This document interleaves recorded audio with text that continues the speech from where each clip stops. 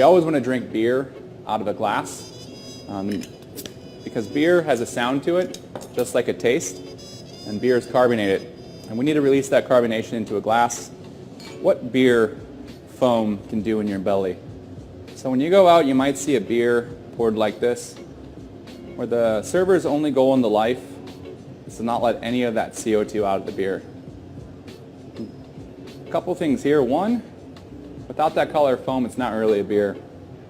Two, I decided I'm going to order some nachos. And I take that first bite, and once it hits my belly,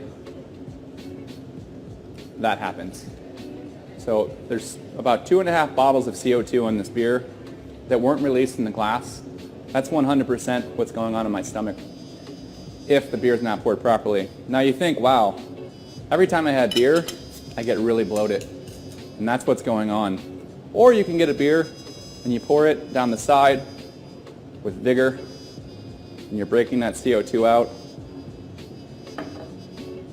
And granted, people say that looks like a lot of foam, but foam always turns into beer. And then I take that same bite of food, and I try to have a swallow, and it's not agitating my stomach because I have broken that CO2 out in the glass. So that's how important it is to pour beer into a glass.